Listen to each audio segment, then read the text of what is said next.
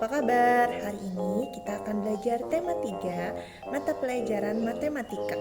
Matematikanya adalah tentang satuan jarak dan juga alat-alat untuk menimbang. Selamat belajar! Kesetaraan satuan jarak kilometer dan meter. Jarak merupakan ukuran panjang lintasan yang ditempuh. Satuan untuk jarak sama dengan satuan panjang.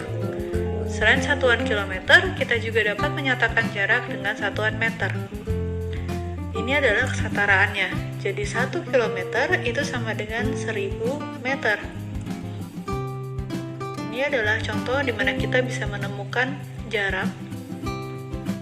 Jadi jarak tempuh kendaraan itu di sini tulisannya, dan alatnya untuk mengukur jarak itu disebut odometer.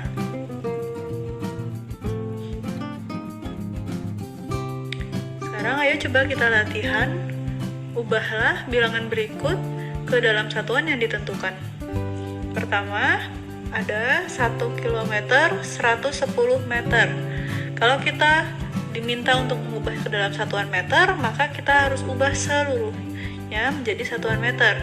Yang ini sudah dalam satuan meter, jadi dibiarkan. Nah, yang perlu kita ubah yang ini, karena masih dalam satuan kilometer.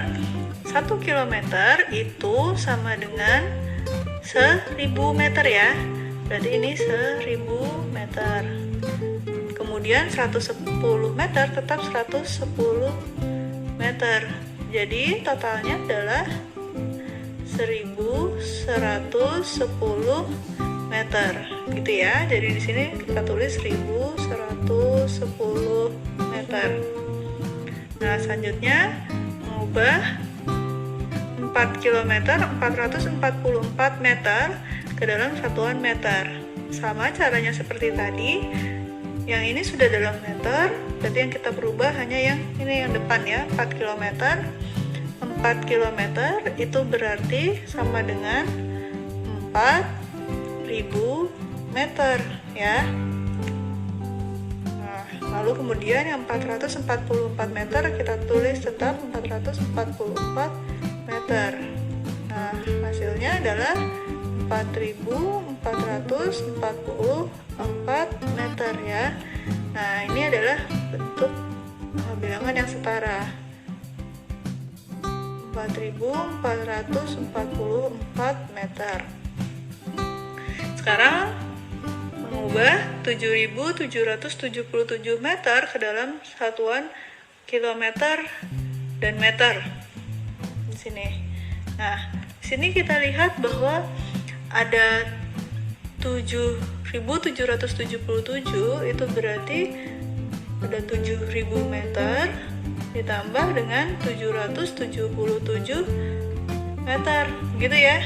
Nah, bagian yang depan ini kita bisa ubah ke dalam bentuk kilometer, yaitu 7 km ya, karena 7 km itu sama dengan 7000 meter. Nah, untuk yang 777 meter tetap. Jadi di sini kita tulis 777 meter. Seperti itu ya.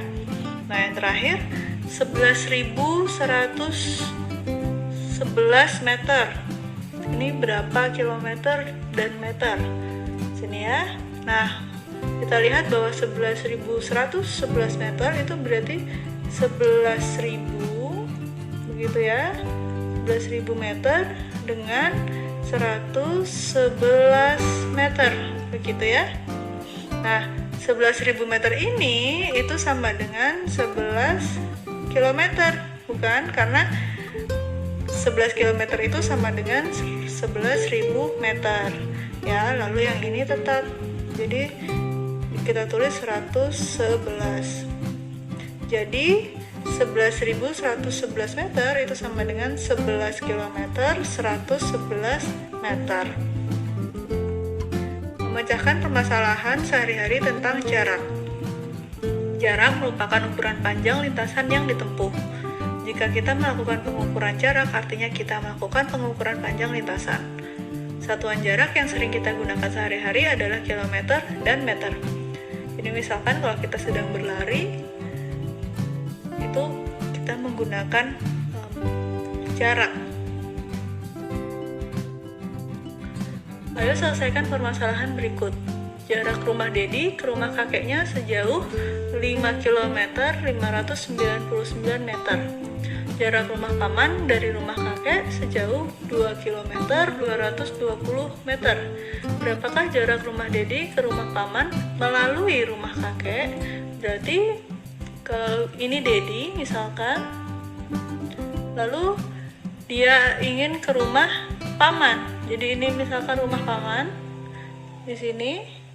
Nah, dia untuk Dedi ke rumah paman itu dia melewati rumah kakek. Jadi di sini ada rumah kakek, gitu ya. Nah, berarti Dedi harus melewati rumah kakek dulu, baru ke rumah paman. Di sini diketahui bahwa jarak rumah Dedi ke rumah kakek itu 5 km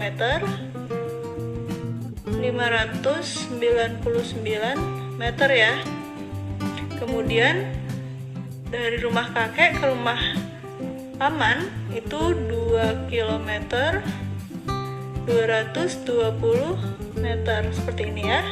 Berarti jaraknya dari rumah Dedi sampai ke rumah paman, berarti kita perlu menjumlahkan ini dengan yang ini, gitu ya. Itu berarti 5 km 599 meter dengan 2 km 220 meter ini kita jumlahkan, gitu ya. Jangan lupa bahwa satuannya harus sama. Yang dijumlahkan itu bilangan dengan satuan yang sama. Jadi yang ini 599 dengan 220 kita jumlahkan, itu nanti akan hasilnya dalam satuan meter. Jadi kita jumlahkan seperti biasa, 9 ditambah 0 9, 9 ditambah 2 11, jadi 1 di sini simpan di atas. Kemudian 1 ditambah 5 ditambah 2, hasilnya adalah 8. Ini adalah yang bagian meternya. Lalu kemudian yang bagian kilometer, berarti kita tulis kilometer di sini, lalu 5 ditambah 2, hasilnya adalah 7.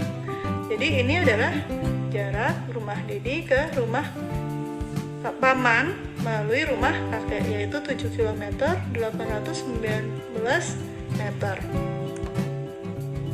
Mengukur berat benda dengan satuan baku. Alat untuk mengukur berat adalah timbangan dan satuan yang digunakan adalah kilogram atau gram. Di sini adalah contoh timbangan. Jenis-jenis timbangan. Yang pertama ada timbangan duduk atau timbangan kue. Biasa digunakan untuk menimbang tepung, telur, atau gula. Kemudian ini ada timbangan yang lain, dinamakan timbangan bebek atau timbangan pasar. Biasanya digunakan untuk menimbang buah atau cabai. Biasa digunakan di pasar ya, timbangan seperti ini. Kemudian ada lagi timbangan yang disebut sebagai neraca. Biasanya digunakan untuk menimbang perhiasan. Dan yang terakhir, ada yang disebut sebagai timbangan badan. Biasanya digunakan untuk menimbang bobot tubuh. Menentukan satuan berat yang sesuai. Satuan berat yang biasa kita gunakan sehari-hari antara lain kilogram atau kg, tulisannya hektogram atau hg, gram ditulis g, kuintal, dan ton. Ini adalah bentuk kesetaraannya. Jadi 1 kilogram itu sama dengan 10 hektogram. Dan 10 hektogram ini atau 1 kilogram ini juga sama dengan 1000 gram. Kemudian 1 kuintal itu sama dengan 100 kilogram, setara pula dengan 1000 hektogram. 1 hektogram itu sama dengan 100 gram. Kemudian 1 ton itu sama dengan 10 kuintal. Nah, itu tadi adalah pelajaran matematika tentang satuan jarak dan juga alat-alat untuk menimbang. Sekarang kita akan belajar tentang perubahan wujud benda. Selamat belajar! Dan kali ini kita akan belajar bersama-sama mengenai perubahan wujud benda, tema ketiga, subtema ketiga. Simak baik-baik ya video pembelajaran berikut ini. Perubahan wujud benda adalah peristiwa perubahan bentuk suatu benda menjadi bentuk benda lain yang berbeda karena benda menerima atau melepas kalor. Penyebab perubahan wujud ada 3. Yang pertama, suhu. Semakin tinggi suhu, maka perubahan wujud zat akan berlangsung lebih cepat. Yang kedua, ukuran benda. Benda berukuran kecil lebih mudah mengalami perubahan daripada benda berukuran besar. Yang ketiga, jumlah zat. Zat dengan jumlah lebih banyak akan lebih sulit mengalami perubahan. Jenis-jenis perubahan wujud ada 5M. Yang pertama, mencair. Yang kedua, membeku. Yang ketiga, menguap. Yang keempat, menyublim. Yang kelima, mengkristal. Perlu diketahui, perubahan wujud benda ada 2 kategori. Yang pertama, menyerap kalor. Contohnya, mencair, menguap, dan menyublim. Yang kedua, perubahan wujud membutuhkan kalor. Contohnya, membeku, mengembun, dan mengkristal. Mencair adalah perubahan wujud dari padat menjadi cair. Peristiwa ini memerlukan energi panas dengan suhu tinggi. Contoh benda mencair itu adalah air yang membeku atau es, dipanaskan dan berubah menjadi cair atau menjadi air. Es mencair jika suhu mencapai 0 derajat Celcius. Besi dapat dicairkan dengan panas sampai suhu 6 derajat Celcius. Setiap benda mulai mencair pada suhu yang berbeda-beda. Suhu di mana benda mulai mencair disebut titik leleh. Membeku merupakan peristiwa perubahan wujud benda dari cair menjadi padat. Contohnya air yang didinginkan yang dimasukkan ke dalam freezer, benda itu akan membeku dan menjadi es batu. Menguap, perubahan wujud benda dari cair menjadi gas, disebabkan karena adanya pemanasan atau kenaikan suhu. Contohnya adalah menjemur baju di bawah terik matahari menyebabkan baju lebih cepat kering, karena saat pakaian dicuci menjadi basah dan terkena sinar matahari, maka menjadi gas dan kering. Menyublim adalah perubahan benda dari padat menjadi gas, di mana benda memerlukan energi panas. Contohnya kapur barus yang disimpan dalam lemari pakaian lama-lama akan habis.